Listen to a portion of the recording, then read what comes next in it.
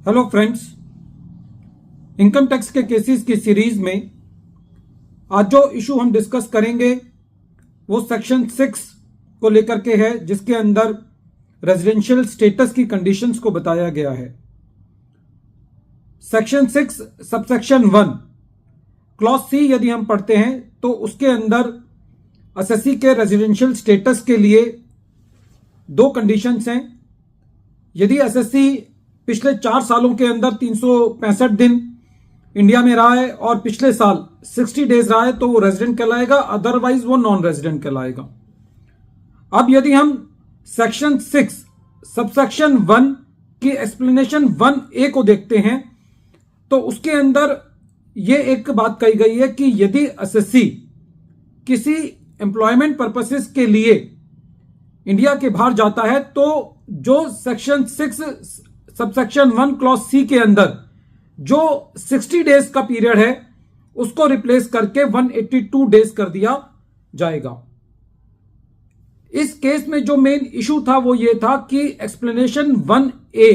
जो कि section 6 subsection 1 की है उसका बेनिफिट लेने के लिए क्या एसएससी का एम्प्लॉयमेंट के अंदर ही होना जरूरी है? यदि एसएससी किसी प्रोफेशन के लिए, किसी इन्वेस्टमेंट प्रोफेशन के लिए बाहर जाता है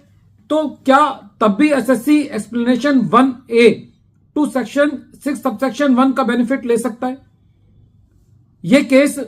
मुंबई आईटीएटी की बी बेंच ने अपने एक judgment assistant commissioner of income tax versus Nishant Kanodia के केस में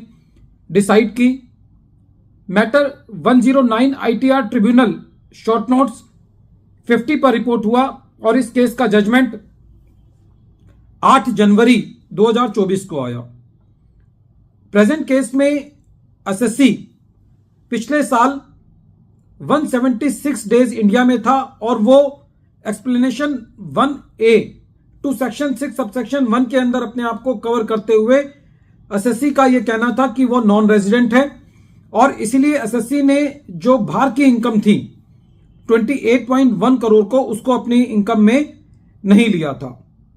लेकिन during the assessment proceedings assessing officer का यह कहना था कि प्रेजेंट केस में जो एसएससी है उसने जो इंडिया छोड़ा वो as an investor on a business visa छोड़ा और जो सेक्शन 6 सबसेक्शन 1 की एक्सप्लेनेशन 1A है उसके अंदर बेनिफिट खाली उन एसएससीज को दिया गया है जो एम्प्लॉयमेंट के लिए बाहर जाते हैं। इसलिए एसएससी जो है वो पिछले साल नॉन रेजिडेंट नहीं है, रेजिडेंट है, इसलिए उसको बेनिफिट नहीं मिलना चाहिए। जब ये मैटर सीआईटी अपील के पास था तो सीआईटी अपील ने सारे फैक्ट्स को देखते हुए ये कहा कि खाली इस वजह से कि एसएससी बाहर as a investment visa SSC को मिला है, एज एन एम्प्लॉयमेंट नहीं मिला, तो ये नहीं कहा जा सकता कि एसएससी को सेक्शन 6(1) की एक्सप्लेनेशन 1A का बेनिफिट नहीं मिलेगा। और प्रेजेंट केस में इससे कोई फर्क नहीं पड़ता यदि एसएससी इंडिया से बाहर इन्वेस्टमेंट के किसी पर्पस के लिए गया है और एम्प्लॉयमेंट के पर्पस के लिए नहीं गया, तब भी SSC explanation 1A to section 6 subsection 1 में कवर होता है। फ्रेंड्स, जब सीआईटी अपील ने एसएससी को रिलीफ दिया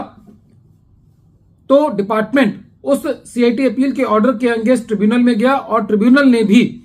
सीआईटी अपील के ऑर्डर को अपील करते हुए एसएससी को रिलीफ दिया। फ्रेंड्स, प्रेजेंट केस एक टेक्निकल केस है क्योंकि यदि हम सेक्शन 6 सबसेक्शन 1 क्लॉज सी पढ़ें, read with explanation 1A to section 6 subsection 1 पढ़ते हैं तो उसको देख करके ऐसा लगता है कि एसएससी को बेनिफिट तभी मिलना चाहिए जब वो किसी एम्प्लॉयमेंट पर्पस के लिए गया हो, क्योंकि कई बार बात ये उठती है कि टैक्सिंग स्टैट्यूट्स के अंदर strict interpretation of the statute होना चाहिए। लेकिन इस केस में सीआईटी अपील का भी ये कहना था और ट्रिब्यूनल का भी ये कहना था कि प्रेजेंट केस में चाहे एसएससी एज एन इन्वेस्टमेंट के पर्पस के लिए बाहर गया तब भी एसएससी को सेक्शन 6 सबसेक्शन 1 की एक्सप्लेनेशन 1A का बेनिफिट मिलेगा। प्रेजेंट केस में SSC 176 days during the year India के अंदर था तो 60 डेज की जो कंडीशन है वो 182 डेज से रिप्लेस हो जाएगी और एसएससी जो है वो कंसर्न्ड असेसमेंट ईयर में नॉन रेजिडेंट कहलाएगा और उसकी ग्लोबल इनकम टैक्सेबल नहीं होगी। वीडियो के अंत में एक बार फिर मैं केस का नाम रिपीट कर रहा हूं। केस का नाम है assistant commissioner of income tax versus Nishant Kanodia और ये case 109 ITR tribunal short notes 50 पर रिपोर्ट हुआ और इस केस का जजमेंट 8 जनवरी 2024 को आया।